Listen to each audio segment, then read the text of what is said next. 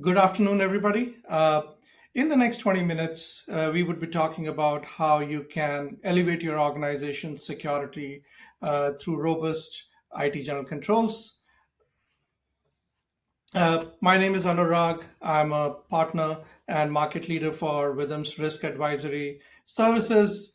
Joining me today on this session is David Hansen. He's also our partner and leads other technical services within Risk Advisory Services.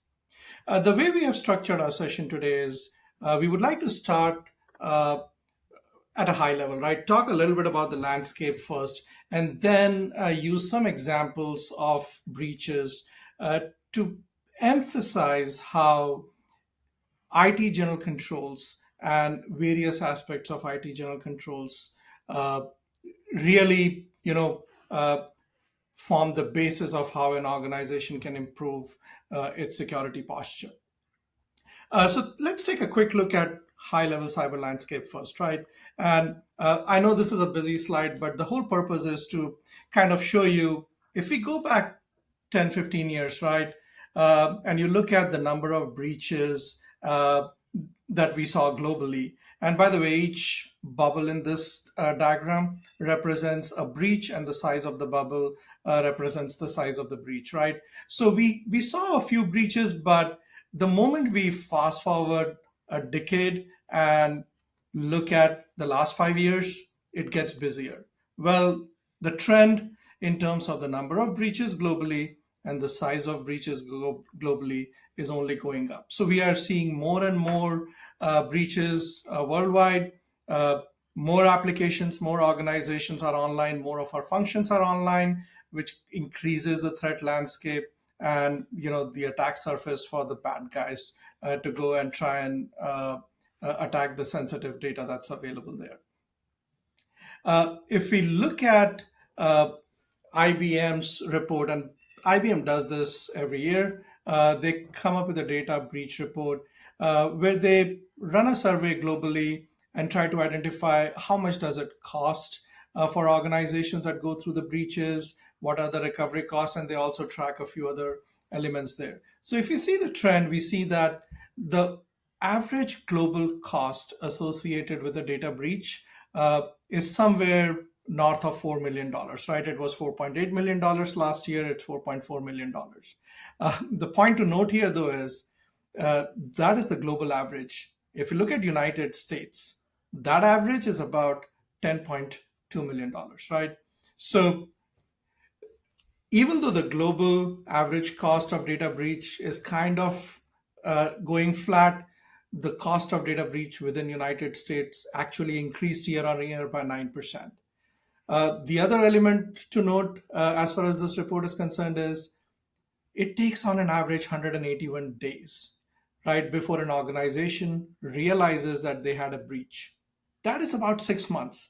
So the bad actors are in your environment, in your servers, in your database, getting and exfiltrating data, and it takes 6 months for organization to even realize that they have been breached. And very often it is not their systems, but somebody outside the organization, a third party who would actually flag and say, hey, you guys need to go check your systems because there has been a breach. uh, 86% of businesses that had a breach actually also had an operational disruption, right? Which is significant number. So when we talk of breaches, we're not just talking of, a desktop, going offline here, a desktop going offline there. It has a significant business impact. If you look at the time it took organizations to come out of the breach, the recovery time, typically another 100 days. Now, understandable, right? It might take a few weeks, sometimes a month, month and a half to get to your 50% of operations. By the time you are more than 80 to 90% recovered, it's easily 100 days. Uh, the new data that we saw this year, which we haven't seen in some of the past years' reports, was impact of AI. So, like any other field of work, AI is playing a very, very significant role in both the attack side as well as the defense side. So 1 in 6 breaches that were reported in this survey were AI driven, and they were AI driven attacks. And similarly, what was identified was that organizations and teams that were using AI tools on the defensive side uh, accounted for lower average cost associated with the breach, right, by about 1.9 to $2 million. So, what has all of this got to do with ITGC, right? So, when we say IT general controls, what we mean is, hey, what are your policies and procedures that you have in place in order to make sure that your systems, your data uh, stay confidential, and that the processing of data in your system maintains integrity, and that they are available, right? And uh, the systems stay up. So when we talk about the various subcategories within IT general controls and actual functions, we're talking about logical access, right? This is your authentication and authorization controls, user ID, password, multi-factor authentication. We're talking about change management. If you have a system that you have built, anytime you make a change, are you testing it in a sub-prod environment before you're pushing changes into production, right? Physical access to servers and other infrastructure associated with your application. Now, agreed, with more and more migration to cloud, this is no longer that significant an area of IT general controls. But nonetheless, when we say cloud, right, it's sitting in a data center somewhere, and that is where the physical access comes into play. Then, computer operations, which are your background jobs, whether they may be data backup related, they might be cron jobs if you have systems and things like that. How are you managing them? How are you scheduling them? How are you monitoring them? Uh, Data backup and recovery. Uh, this, believe it or not, when it comes to breaches, is one of the most significant areas, because if you have a good copy of data available in a format from where you can recover, that can really make you resilient and help you come out of a breach fairly quickly. Incident management. If something happens, who gets the call? How is it escalated? How do you respond to it? And your processes surrounding that are a part of your incident management plan. Business continuity and disaster recovery plan, again, similar but for far more critical and bigger incidents. And last but not the least, security awareness. Security awareness for not just people who are involved on the IT side, but each and every individual in the organization, because uh, the way we look at the cyber landscape these days, right?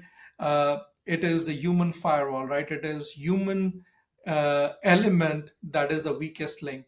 So we want to make sure that organizations, as a part of their IT general control strategy, can invest and try and provide ongoing security awareness training to strengthen the human firewall. So all of these are ITGC areas. And if we go back to the statistics and how attacks happen, uh, the highest percentage of attack vectors and costs associated with that are phishing, right? Third party vendors, supply chain compromise related with that, denial of service attack, as well as some sort of a malicious insider. So they kind of are the most prominent attack vectors. You peel the onion, go a step further, and do a root cause analysis, and they all tie down to one of the IT general controls area. So when we look at a high level, we see a lot of data breaches, we see cyber incidents, and when we start going down, we realize it all comes down to good hygiene as it relates to IT general controls. So, with that, why don't we now jump into a few cases that we came across recently? And David, if you would want to, discuss a few of these to try and explore and see how that ties down to ITGCs. Yeah, thank you, Anurag. And um, Change Healthcare was probably the most prominent or one of the most prominent attacks and breaches that I think we saw in 2024. In fact, the ramifications of this breach are still being felt today. So, what really happened? And effectively, who is Change Healthcare? Well, for those that don't know, Change Healthcare is a really sophisticated and complex third party service provider that facilitates everything from processing prescriptions and taking payments and helping our providers throughout the healthcare landscape provide services. So, what happened? Effectively, there was a breach that happened back in February of 2024, where the organization started noticing some issues with its ability to perform certain functions that it provides for some of its customers. And what they soon found out was that ransomware groups, Black Hat and AlphaV, were responsible for a really complex attack. Effectively, 6 terabytes of data ended up being stolen. And we now know just recently that this has actually impacted somewhere upwards of 192 million different identities worldwide.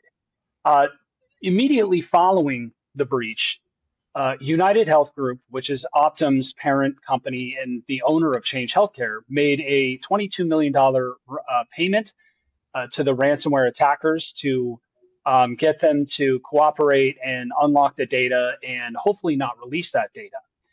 Um, Eventually, however, the scope and scale of the ransomware attack became, ever growing, and effectively, the attackers didn't fully cooperate, and this resulted in many different class action lawsuits, just based on the totality of the event.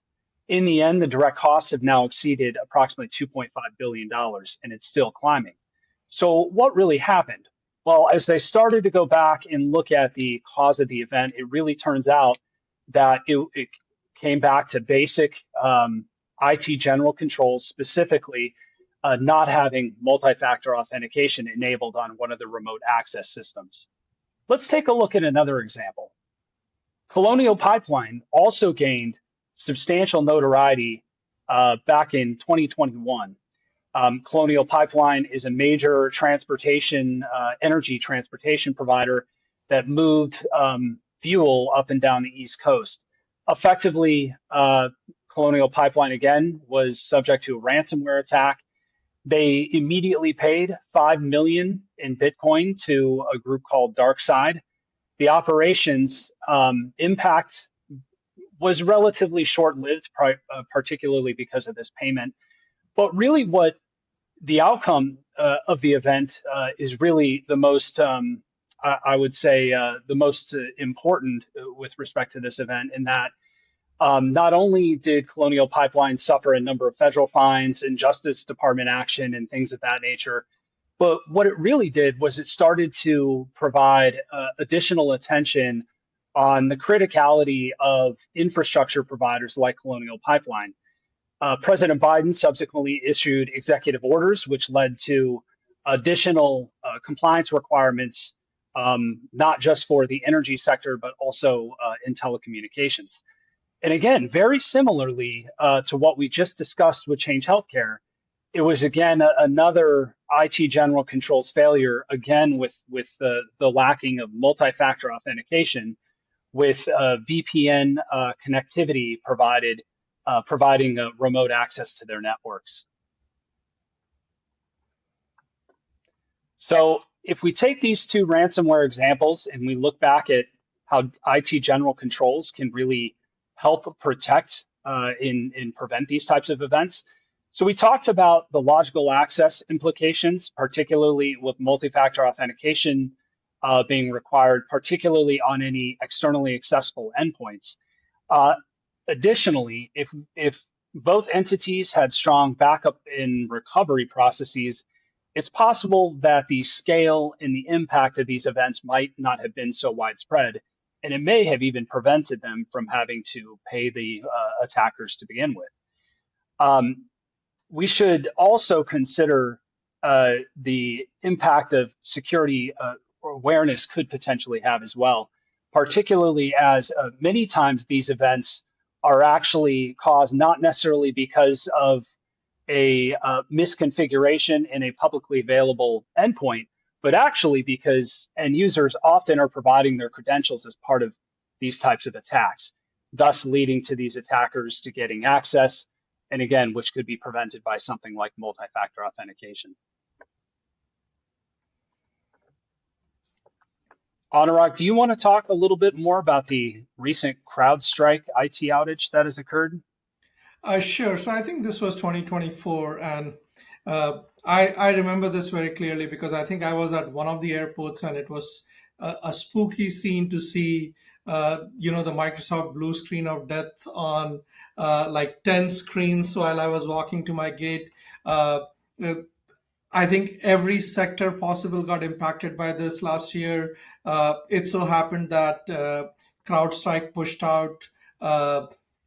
An update to one of its component which wasn't tested completely, and what it resulted in was corrupting the operating system for endpoints, which required a physical access to the endpoint to be able to recover. And that, I think, was the biggest challenge with the whole outage, and why it took uh, companies days and weeks to come out of this.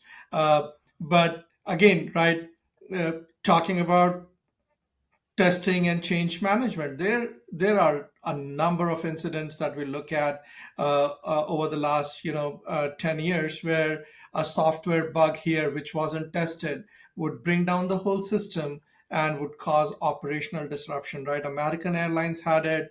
There were financial companies like Knight Capital Group, where a software glitch resulted in the firm losing millions of dollars in 45 minutes because the trading algorithm wasn't operating the way it was supposed to. And then AWS has its own fair share of outages in the last couple of years, including the one that we are still trying to figure out, that happened last week, where the facts are still coming out, but there is a possibility that it might be a misconfiguration, a DNS error, or an element like that, and we'll know a little more as we look at that. But the point is, when we look at ITGCs, right, a big component of ITGC is uh, anytime you're making a change to a system, are you testing it properly? Are you making sure that that particular change, while it is fixing something, is not breaking three other things? And if a company is not going through that robust process of testing before pushing changes to production, we often run into these situations where there would be outages and disruptions, not so much of a data breach, but outages and disruptions. I know of cases where this can result in data breach too, because depending on the nature of the change, it might impact the production environment, where it might open up what otherwise would be considered to be sensitive and confidential data, and make it public, right? So there are all sorts of consequences that can happen if an organization is not paying attention as far as change management is concerned.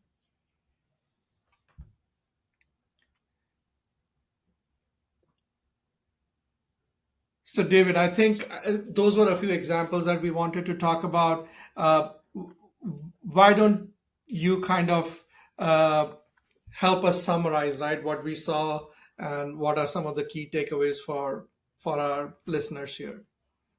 Yeah, thanks, Anurag. And there are many different prevention best practices and response and recovery best practices. I want to highlight three areas here that we've touched on. Certainly the human element, and this is not going to go away, right? There's no magic magic button or silver bullet that's ever going to prevent the human element from really being a critical infection vector or possible source of a compromise. Uh, so really, organizations do need to continue to increase their end user awareness campaigns and training and things like this. And the thing that I want people to really think about is the sophistication of these campaigns. And a lot of times, most of my clients and a lot of organizations are doing really basic types of training. I think really what organizations need to start to consider is more sophisticated training that can't be so easily identified by the end user to make sure that they truly are elevating their awareness and their their posture towards security. There's also different technical elements that can be implemented to help enhance or protect against the human elements, such as email scanning and filters and different things like that, blocking known file types from emails. And of course, now there are even, um, different containerized browsing software that can be used to prevent an issue if a human ends up clicking on an email that leads to a compromised, website or an attacker's website. That containerization can help and can actually prevent any type of software from loading. And so that really brings us to the next one, dealing with the system level. And really, this is just a reminder that organizations need to continue to review their end detection or their different EDR softwares and different things like that. Make sure that they continue to provide critical updates, that they're configured well, and that they're meeting the organization's needs to prevent and protect against potential installation of unauthorized software and things like that. There are also other applications like AppLocker and different things that can prevent software from being installed on a workstation if an end user actually makes a mistake and downloads something. Third parties continue to be really front and center, particularly following Change Healthcare, which really put an eye and an emphasis on managing both third party risk and even fourth party risk going down the chain. Uh, this is an area where I think we're going to see a lot more attention being given, particularly if you're in a highly regulated industry. So making sure that these third parties have good cyber hygiene practices, making sure that they're really checking all those boxes are going to be really critical. So it's important, not don't always just get that system and organization control report, although that's a really good start. Sometimes with those most critical vendors, it requires even going a step beyond that. And David, I think one thing I would like to highlight here because we're seeing more and more of that, and I think this came out of the IBM report too, right? When we talk about usage of AI and on both the attack and the defense side, right? We see a significant element of that across all of these three categories, right? So on human element, gone are the days when you would get phishing emails which would talk about Nigerian prince, right? Now they are so sophisticated, they'll literally read as if it came from a partner or somebody in your organization. It has the same tone, it has the same way of sentence formation because AI can make it all very easy. Just the other day, I was talking to somebody, and they said another AI-based threat attack vector that they are seeing is it's very easy for perpetrators to capture a sample of your voice, either because they call you, you don't pick up the phone, they go to your voicemail, and now they've got enough sample there which they can use as a basis to then formulate a voice message in your language in your voice basically and impersonate you and then use that for social engineering attacks. So the point is training is important, and it is important that people understand that there are a lot of things that can really go wrong. So your human firewall there, and that is your first line of defense, needs to be aware of all the recent trends, right? So that they can look out for that. And similarly, on system level attacks, there are off the shelf AI products available which can really make the whole process of external attack automated, right? And in a situation where even the person or the attacker doesn't have to be really sophisticated and can use a couple of tools here and there and try and perpetrate an attack. So in order to defend from that, as you're looking at your own strategy, make sure that you're leveraging some of the AI tools and making that a part of your strategy too.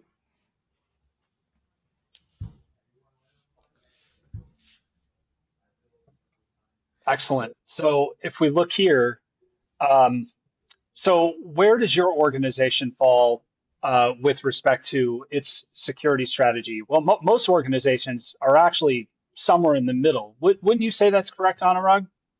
Yeah, I think true, right? And it's a big function of the size of an organization, right? I know of organizations that are small startup, 3, 4 year old organization where they're still getting their operations up, and they are literally in that first and second phase, right? Not beyond that. And then there are a little more mature organizations with a more matured IT and security team where they might be somewhere in the middle of the third and the fourth stage there. So Yeah, I that's Yeah, I think if you look at this, right, this is kind of the maturity that you're looking at when we expect the organizations to look at their security strategy. The good part is uh, there are a lot of solutions and options available for organizations. You don't have to do a lot of this in house. You can use a service provider who can really help you get from stage two to stage four or even stage five very quickly because there are tools and there are services available which you can pretty much subscribe like Netflix, right? And they can come in, they can look at your environment and provide certain tools provide monitoring services for you so that if something goes wrong, they'll pick up the phone. They're your first line of defense, and they would take the remedial action before you need to do something. I think of it like if you look at our home these days, pretty much everybody has some sort of a security monitoring service in place. This is the equivalent of that in the organization. You can either, if you're large enough, do a lot of that in house. If you're not large enough, you should absolutely use some sort of a service provider. I know, David, we have teams, right, where organizations would use us for some or a lot of these services where you can monitor their endpoints, their environment. If you see the threat, you raise the alarm, get the right people on call, and then this way they can focus on running what they are good at, which is their business, and then can pretty much outsource uh, some key elements of security to the experts. yeah. You read my mind. I was about to say the same thing. And even if even if an organization isn't necessarily interested in subscribing per se, but it's still really good to get an outside opinion often about what their strategy looks like and if there are any gaps and if there are any improvements. In fact, I personally think that every organization should do some type of security assessment on somewhat of a regular basis. If they can't do annual because of budgetary constraints or something to that effect, at least every other year, right? The landscape is just changing too quickly, and organizations really need to be paying attention to make sure that their strategy is staying up to speed with all these threats. Agreed. So I think the summary of our discussion today is while we are seeing newer threats as it relates to cybersecurity, the solution is actually far more basic in terms of your strategy. Go back to the basics, look at your IT general controls, and then figure out where you are in this graph and how you can move to the next step. And I think that would go a long way in improving your security posture. Uh, please reach out for us if you have any questions, and we'll be more than happy to provide our insight on that.